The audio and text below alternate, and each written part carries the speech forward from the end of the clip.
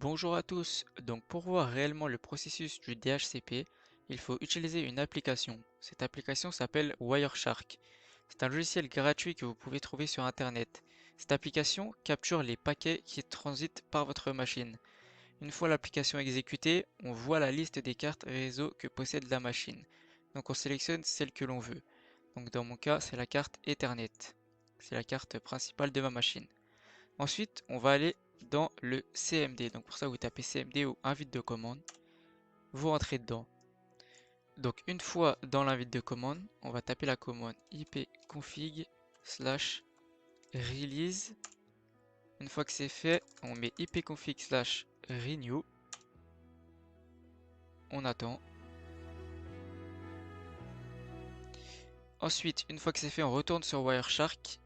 On stoppe la capture. Donc en fait, ce qu'on vient de faire sur l'invite de commande, c'est tout simplement qu'en fait cet ordinateur, il est configuré pour obtenir une adresse IP automatiquement. Donc là, j'ai fait une demande de nouvelle adresse au DHCP. Maintenant, donc sur Wireshark, il faut bien stopper la capture, sinon ça va continuer à capturer et on va jamais retrouver nos paquets. On peut s'apercevoir que dans un court laps de temps, il a capturé vraiment beaucoup de contenu. Donc là, ce que vous faites, c'est que vous allez dans la barre du haut, vous cherchez DHCP et vous mettez Entrée. Donc ça a filtré par protocole. Donc ici, on a tous les protocoles DHCP.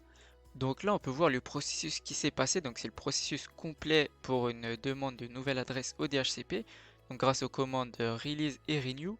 Donc la commande renew, elle permet tout simplement de demander une nouvelle adresse au DHCP, même si on n'a pas encore atteint les 50% du bail effectué.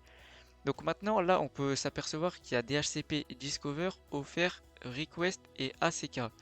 C'est tout le processus entre le client et le serveur pour obtenir une nouvelle adresse IP. L'adresse source du DHCP ACK est l'adresse IP de mon serveur DHCP. Et l'adresse source du DHCP Discover est 0.0.0, comme vous pouvez le voir. 0.0.0.0 car le client n'a plus d'adresse pendant un très court laps de temps quand il demande une nouvelle adresse au DHCP. L'adresse destination de cette requête est 255.255.255.255.